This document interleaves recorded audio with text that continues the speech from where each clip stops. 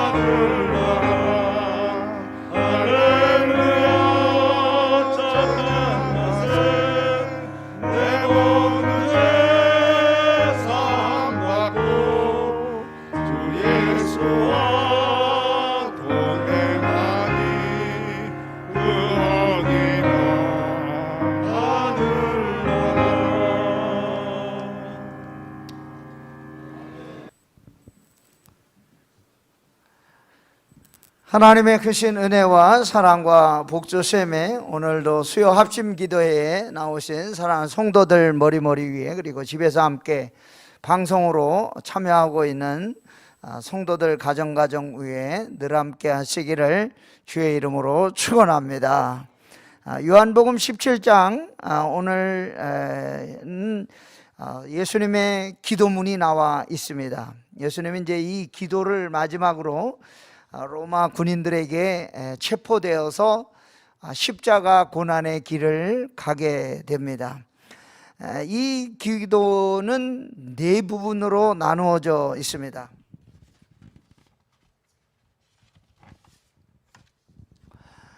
첫째는 1절부터 5절까지는 자기 자신을 위해서 기도하고 있습니다. 그 다음에 6절부터 19절까지는 현재 함께 하고 있는 제자들을 위해서 기도하고 있습니다.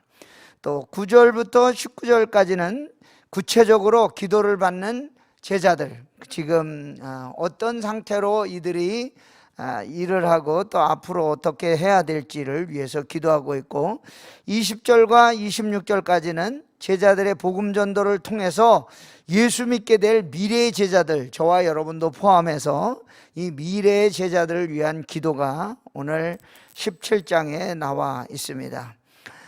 이 오늘 17장에 보면 예수께서 자기 자신이 하나님으로부터 보내심을 받은 그리스도라고 하는 사실을 강조하고 있습니다. 저와 여러분이 가져야 될 예수에 대한 지식은 무엇일까요? 우리가 예수 그리스도는 우리의 구세주라고 하는 절대적인 지식을 우리가 가지고 있어야 됩니다. 왜냐하면 그리스도가 내 인생의 누구신지 확실하게 우리가 알지 못한다면 우리는 주어진 사명을 감당할 수 없기 때문입니다. 그러면 우리에게 주어진 사명은 무엇일까요? 첫째는 아버지를 영화롭게 하는 사명이 저와 여러분들에게 있습니다. 오늘 17장 4절에 보면 이렇게 이야기하고 있습니다. 아버지께서 내게 하라고 주신 일을 내가 이루어 아버지를 이 세상에서 영화롭게 하였사오니. 하나님이 저와 여러분을 창조하신 목적은 무엇일까요? 하나님께서 저와 여러분을 창조하신 목적은 하나님을 영화롭게 해드리기 위해서 저와 여러분을 만드셨다는 거예요. 그래서 예수께서는 이 땅에 사시는 동안 생활을 통해서 많은 사람에게 하나님께 영광을 돌리셨고, 특별히 죽었던 나사로를 살리셨을 때에 거기에 보면 많은 사람들이 하나님께 영광을 돌렸다, 그렇게 이야기하고 있습니다. 저와 여러분도 우리 인생 사는 동안 가장 핵심적으로 해야 될 일은 하나님을 영화롭게 해야 되는 사명이 있다는 것을 꼭 기억하시기 바랍니다. 두 번째는 아버지의 이름을 나타내는 사명이 예수 믿는 사람들에게 있다는 것입니다. 6절 말씀, 세상 중에서 내게 주신 사람들에게 내가 아버지의 이름을 나타냈나이다. 그들은 아버지의 것이었는데 내게 주셨으며 그들은 아버지의 말씀을 지키었나이다. 사람들은 다 자기 이름을 떨치고 싶어 합니다. 세상에 자기 이름을 나타내고 싶어 합니다. 그런데 우리 주님은 일생 동안 이 땅에 사시는 동안 하나님의 이름을 나타내려고 힘쓰며 사셨다는 거예요. 오늘 저와 여러분도 우리 일생 사는 동안 아버지의 이름, 하나님의 이름을 나타내려고 애쓰고 힘쓰며 살아야 되는 줄로 믿습니다. 세 번째, 우리에게 주시는 사명이 있는데 말씀을 나누어 주는 사명입니다. 요한복음 17장 8절 말씀에 보니까 나는 아버지께서 내게 주신 말씀들을 그들에게 주었사오며 그들은 이것을 받고 내가 아버지께로부터 나온 줄을 참으로 아오며 아버지께서 나를 보내신 줄도 믿었사옵나이다. 이 말씀에 보면 말씀을 하나님께로부터 받았다. 그래서 이 말씀은 무엇을 의미하는 것입니까?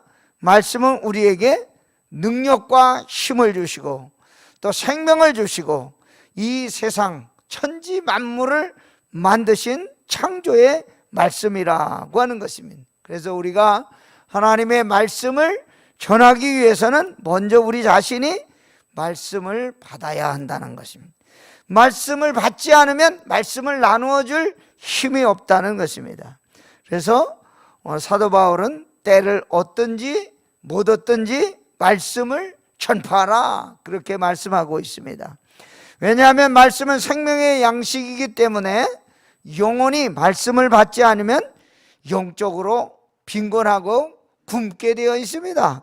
그래서 오늘 우리가 날마다 말씀을 읽지 않으면 무언가 알 수 없는 허전함, 공허함, 영혼의 피곤함을 느끼게 됩니다. 왜냐하면 말씀을 먹지 못하기 때문이죠. 그래서 날마다 우리가 무엇을 먹어야 됩니까? 음식의 육신이 음식을 먹어야 기운을 차리듯이 우리 영혼도 하나님의 말씀을 잘 먹을 때 우리 영혼이 건강하고 하나님을 찬양하는 사람으로 살아가게 되는 것입니다. 그래서 우리 말씀이 영혼의 양식이기 때문에 영적으로 굶어 죽어가는 사람들에게는 무엇을 주어야 하는 것입니까? 말씀을 나누어 줘야 됩니다. 그래서 저와 여러분이 말씀에 부유해서 말씀을 나누어 줄 때 말씀이 빈곤한 사람들에게 역사가 일어나게 되는 것입니다. 오늘 성도 여러분과 제가 말씀에 부유한 사람들이 대해서 날마다 말씀 나누어 주는 귀한 사명을 잘 감당하는 우리 성도들과 제가 되기를 원합니다. 오늘 17장 말씀을 통해서 저와 여러분들에게 주시는 영적인 교훈이 있습니다. 첫째는 하늘에 계신 아버지에게 기도할 것을 가르쳐주고 있습니다. 17장의 먼저 앞부분에는 예수께서 자기 자신을 기도했다, 위에서 기도했다 그렇게 했습니다. 왜냐하면 자기 자신을 기도한 뒤에는 군인들에게 체포돼서 십자가의 길을 가게 되었기 때문입니다.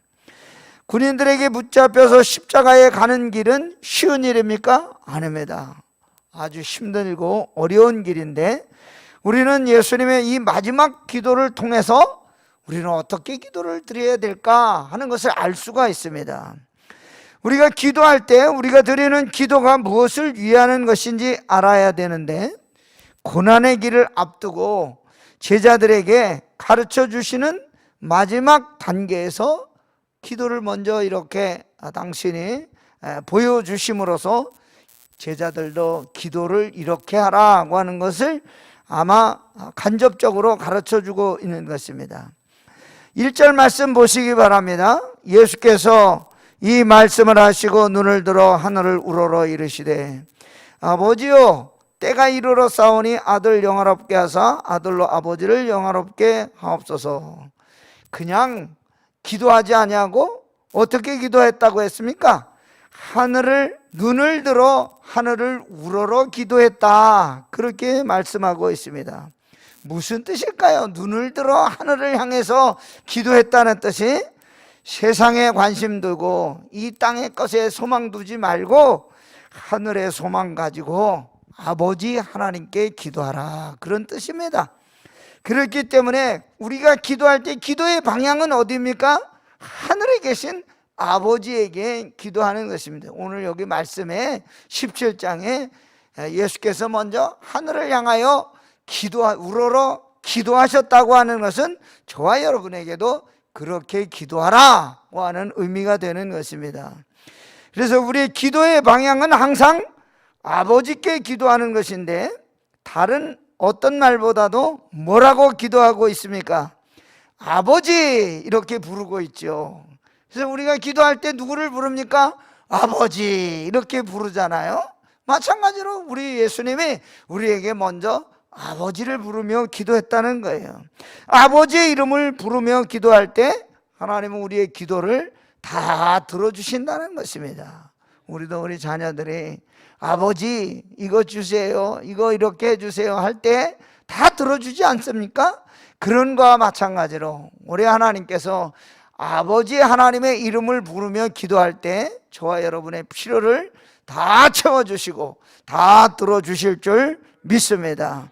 십자가의 고난을 앞둔 주님이 아버지의 뜻이 무엇인지 아시고 모든 기도의 뜻을 한 방향으로 기도하고 계시는데 겟세마네 동산에서 기도하실 때 앞으로 닥쳐올 상황이 무엇인지 아버지의 뜻대로 하게 해달라고 기도하였어요. 우리가 잘 아는 말씀이죠.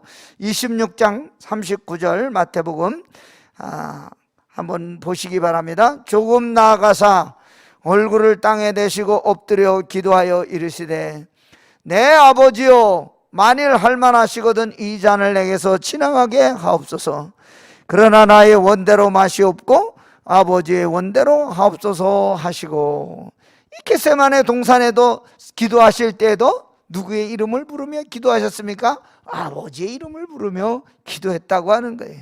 오늘 저와 여러분도 문제가 생기면, 어려운 일이 생기면, 힘든 일이 생기면 누구를 향하여 기도해야 되는 것입니까? 아버지를 향해서 기도해야 되는 줄 믿습니다. 마태복음 6장에 보면 주님께서 가르쳐 주시는 기도에 보면 누구에게 기도해야 될 것인지를 분명하게 말씀하고 있습니다. 이렇게 말씀하고 있죠. 너는 기도할 때 내 골방에 들어가 문을 닫고 은밀한 중에 계신 내 아버지께 기도하라. 아무도 모르게 아버지께 기도하라 그랬어요. 은밀한 중에 보시는 내 아버지께서 갚으시리라. 그러므로 너희는 이렇게 기도하라. 하늘에 계신 우리 아버지여, 이름이 거룩히 여김을 받으시오며. 우리가 잘 아는 주님이 가르쳐 주신 기도의 첫 문장입니다. 그래서 우리는 기도할 때 어디를 향해서 기도해야 되는지 분명해졌지 않습니까? 하늘에 소망을 두고 기도해야 될 줄로 믿습니다. 누구에게 기도해야 됩니까? 하늘에 계신 우리 아버지에게 기도해야 하는 것입니다. 우리가 기도의 방향을 잘 기억하고 기도로 승리하며 살아가는 저와 여러분 우리 모두 되기를 간절히 소원합니다. 두 번째로, 내 인생의 성공을 위해서 기도할 것이 아니라 하나님을 영화롭게 하는 일을 위해서 기도할 것을 가르쳐 주고 있습니다. 아버지의 이름을 부르신 다음에는 어떻게 했을까요? 1절 말씀 다시 한번 보시기 바랍니다. 아버지여, 때가 이르러 싸우니 아들을 영화롭게 하사 아들로 아버지를 영화롭게 하게 하옵소서. 오늘 예수님의 중보 기도는 제자들을 위로하고 격려하는 차원의 기도가 아니라 죽음을 앞두고 기도하는 아주 간절한 기도였습니다. 하나님께서 예수 그리스도를 세상에 보내신 것은 하나님과 우리 모든 사람들의 죄를 사하여 주시기 위함이고, 그 때가 왔기 때문에 분명하게, 그리고 제자들과 우리 모두에게 선교적 사명을 감당하게 하도록 간절히 기도하는 내용을 볼 수가 있습니다. 우리가 지난 시간에 16장에 보면 그 설교의 결론은 이것이었습니다. 세상에서는 너희가 환난을 당하나 담대하라, 내가 세상을 이겼노라. 그렇게 말씀하시면서 근심과 두려움에 있는 제자들에게 확신과 용기를 주었습니다. 그리고 설교를 마치신 후에 이제 이렇게 장문의 기도를 하시는데, 가룟 유다를 제외한 11제자와 예수님이 함께 기도하는 것입니다. 당연히 설교를 마치셨으니까 기도하는 것은 당연한 것인데, 오늘 이 17장처럼 예수님이 장문의 기도를 하는 곳은 다른 복음서에는 없습니다. 요 요한복음 17장에만 신기하게 예수님이 아주 장문의 기도를 드리고 있습니다. 이 기도는 보면 몇 가지 특징을 가지고 있는데, 하나님과 예수님과의 관계, 영생의 문제, 속죄의 원리, 제자들을 위한 사랑과 선교적 사명, 그리고 장차 믿을 성도들의 신앙생활을 간절한 마음으로 기도하고 있습니다. 그래서 오늘 이 17장의 기도는 무슨 기도겠습니까? 고별, 이제 마지막 이별하는 이별의 기도입니다. 이제 십자가의 고난을 향해서 가기 직전에 드리는 그런 기도였습니다. 자기 자신을 희생의 제물로 하나님께 바치는 제사장적인 기도였습니다. 우리가 잘 아는 대로 구약 시대에 제사장은 백성들의 죄를 대신 양이나 소나 짐승을 잡아가지고 지성소에 들어가서 1년에 한 번씩 하나님 앞에서 제사를 드렸지 않습니까? 그걸 우리가 뭐라고 그럽니까? 중보라고 합니다. 중보라는 말이 무슨 뜻일까요? 중자는 버금중, 지킬 보라 자를 쓰고 있습니다. 그래서 우리와 하나님 사이에서 예수께서 보증이 되셨다. 그게 중보예요. 그러니까 우리가 중보한다고 하는 말은 함부로 우리가 사용할 수가 없는 것이죠. 오래전에 하나님과 인간 사이에 계셔서 우리의 죄를 대신해서 자기의 몸을 들이시고 또 이 세상에 오셔서 낮아지어서 사랑을 실천하여 주심으로 구원의 중보자가 되어 주셨다고 하는 것입니다. 구약 시대에는 죄를 범한 사람은 하나님 앞에 직접 나갈 수가 없었습니다.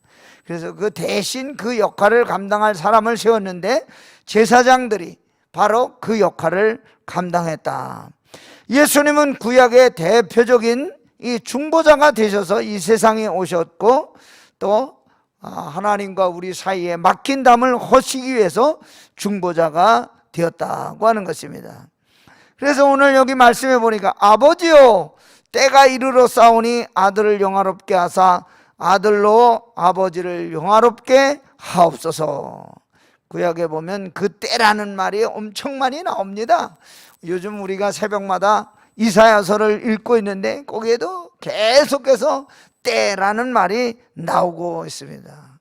때라는 말은 두 가지 의미가, 하나는 크로노스라는 때가 있고 하나는 카이로스라는 때가 있습니다.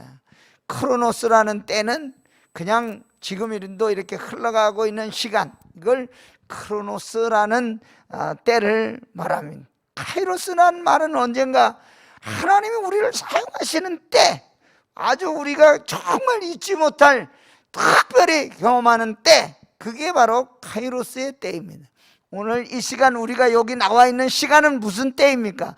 카이로스의 때, 하나님이 우리를 직접 만나주시는 아주 소중한 때라고 하는 의미가 들어 있습니다. 그런데 예수님은 평소에는 설교를 마치시고 뭐라고 이야기했습니까? 내 때가 아직 이르지 않았다, 그렇게 말씀하셨어요. 그런데 오늘 여기는 뭐라고 그래? 기도하시면서 아버지여 때가 이르러 싸우니, 항상 내 때가 아직 이르지 않았다 이렇게 말씀하시는데 오늘 17장에는 보면 아버지여 때가 이르러 싸우니 무슨 뜻일까요? 하나님의 약속이 수천 년 동안 예언되어져서 예시 그리스도가 오신다 이렇게 예언되어 오다가 마침내 예수께서 십자가에 달리시는 그때가 왔다, 그런 뜻입니다. 예수님이 이 준비가 끝났고 십자가를 지실 시간이 임박했다는 사실을 아버지께 기도하고 있는 것입니다. 그래서 인간의 역사는 이 때, 예수 그리스도께서 십자가에 못 박히시는 그 놀라운 십자가 사건을 통해서 뒤바뀌게 되는 거예요. 예수 그리스도를 영접하고 믿는 사람은 구원과 용생의 길로, 받아들이지 않고 믿지 않은 사람들은 멸망의 길로, 그 구분이 어딘가 바로 이 십자가 사건이라는 거예요. 우리 주위에 있는 교회 중에 십자가를 무시하고 부활만 강조하는 교단이 있는데 그건 안 되는 거예요. 왜냐하면 이 십자가 사건이 있어야 피 흘림의 사건이 있고, 이 피 흘림의 사건이 있어야 죄사함의 사건이 있고, 죄사함의 사건이 있어야 다시 부활의 사건이 있게 되는 거예요. 하나님의 뜻은 그러면 어디에 있는 것일까요? 오늘 여기 아들로 아버지를 영화롭게 해달라 그렇게 기도했는데, 하나님의 뜻은 우리가 다 성공하는 것만 원하실까요? 아니면 우리가 실패했을 때도 하나님의 뜻이 거기에 있는 것일까요? 우리는 잘 알 수가 없습니다. 그런데 어떠한 형편에 있든지 십자가를 지는 것이 아들로 영화롭게 하는 것이고 궁극적으로는 하나님께 영광을 돌리는 것이다, 그렇게 우리 주님은 말하고 있습니다. 십자가를 지는 것이 실패하는 것 같고, 그리고 망하는 것 같고, 멸망하는 것 같고, 아주 잘못되는 일 같지만 그 십자가를 통해서 놀라운 구원의 역사가 일어나게 되었다는 것입니다. 그래서 저와 여러분은 어떻게 되는 것입니까? 우리의 삶도 하나님을 영화롭게 하는데 이 십자가 사건을 통해서 우리가 사용되어야 되는 줄로 믿습니다. 하나님을 영화롭게 하는 삶은 그럼 어떤 삶을 살아드리는 것이 우리가 하나님을 영화롭게 하는 것일까요? 고린도전서 10장 31절에 보니까 이렇게 우리에게 가르쳐 주고 있습니다. 한번 같이 읽어볼까요? 시작.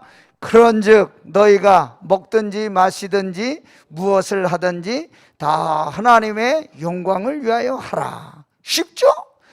이거 뭐 이렇게 어려운 게 아니에요. 먹든지 마시든지 무엇을 하든지 다 하나님의 영광을 위하여 살면 그게 하나님을 영화롭게 하는 일이라고 하는 거예요. 그래서 우리의 삶의 우선순위를 어디에 두라는 것입니까? 하나님 중심으로 살아가라, 그런 뜻입니다. 세 번째, 예수 안에서 하나 되어 위대한 선교의 역사를 이루고 하나님의 뜻을 따르는 기도를 가르치고 있습니다. 예수님이 우리를 대신해서 중보기도해 주시는 이 기도에는 선교에 대한 강조가 가득 들어 있습니다. 특별히 이 17장에 세상이란 말을 17번 사용하고 있습니다. 세상.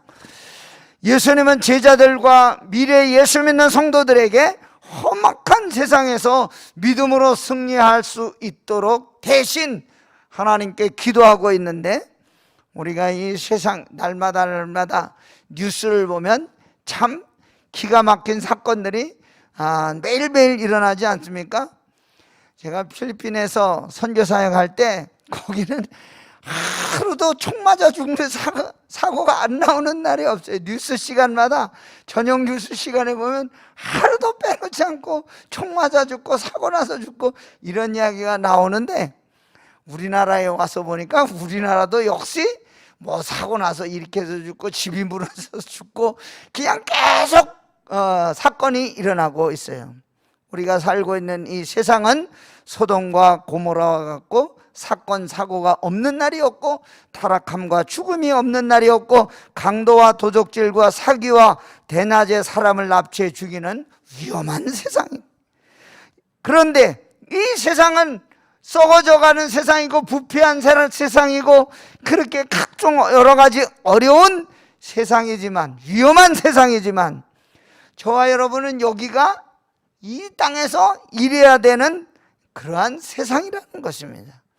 우리가 할 일은 무엇입니까? 선교의 사명을 잘 감당해야 되는 것입니다.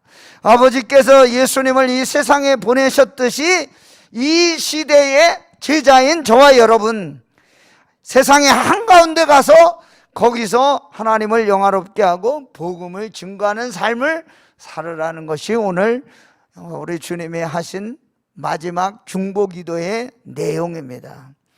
물론 세상은 우리를 박해하고 핍박하고 넘어뜨리고 욕하고 짓밟고 우리로 하여금 신앙생활하지 못하도록 여러 가지 조건을 만들어서 핑계대게 만들고 힘들게 만들고 있습니다. 그런데 오늘 여기 말씀해 보시기 바랍니다. 아버지요, 아버지께서 내 안에, 내가 아버지 안에 있는 것 같이 그들도 다 하나가 되어 우리 안에 있게 하사 세상으로 아버지께서 나를 보내신 것을 믿게 하옵소서. 내게 주신 영광을 내가 그들에게 주었사오니 이는 우리가 하나가 된 것 같이 그들도 하나가 되게 하려 함이니이다. 우리는 이 세상에 살고 있지만 세상에 속한 자가 아니라는 거예요. 그래서 복음을 전하고 선교하는 일에 최선을 다해서 살아가야 된다는 것을 강조하고 있는 것입니다. 그런데 그것을 선교하는 일, 복음 전하는 일을 감당하려면 어떻게 되라고 했습니까? 하나가 되라고 했습니다. 마귀와 싸울 전쟁터에 있다고 하면 어떻게 됩니까? 마음과 뜻이 하나가 될 때 무엇이든지 이길 수 있다는 것입니다. 며칠 전에 우리나라 가나인가 하고 이렇게 친선 축구했죠. 그 어린 친구들 올림픽 대표팀이 축구하는데 보니까 이야 정말 잘하더라고요. 어디 무슨 외국의 유명한 프로 축구팀처럼 그 감독님이 누구신지 얼마나 훈련을 시켰는지 옛날 우리나라 축구하고 좀 다르게 패스도 아주 순식간에 잘하고 엄청 하나가 돼서 그래서 결국은 이겼지만 하여간 하나가 돼서 그렇게 열심히 하는 것을 우리가 알았습니다. 우리 성도들도 사랑으로 하나가 될 때 세상을 이기고 전도와 선교하는 일에 뜨거운 마음을 가지고 갈 수 있다는 것입니다. 서로 다른 마음을 가지고 있으면 주의 일을 할 수가 없습니다. 우리가 한 마음으로 가지고 주님의 명령 따라 순종할 때 하나님의 큰 일을 감당할 수 있게 되는 줄로 믿습니다. 하나 되면 우리는 무엇이든지 다 할 수가 있는 것입니다. 오늘 17장이 저와 여러분들에게 가르쳐주고 있듯이 예수 안에서 하나 돼서 위대한 선교 역사를 잘 감당하는 이 마지막 시대에 하나님을 영화롭게 해드리는 저와 여러분 되시기를 주의 이름으로 축원합니다. 할렐루야. 참 좋으신 하나님 아버지, 오늘 저희들이 이 수요 합심 기도회로 모여 뜨겁게 기도할 수 있도록 불러주시니 감사를 드립니다. 방송으로 함께 참여하는 성도들 주여 기억하여 주시고, 우리가 희미해져가는 이 세상에서 믿음을 끝까지 잘 지키고 하나 되는 역사가 있게 하여 주시고, 이 마지막 시대에 선교적인 복음을 잘 감당하는 성도들 다 되게 하여 주옵소서. 연약한 저희를 붙들어 주셔서 성령으로 충만하게 하여 주사 저희들이 뜨거운 마음 가지고 끝까지 사명 감당하는 성도들 되게 하여 주옵소서. 예수님의 이름으로 감사하며 기도하옵나이다. 아멘.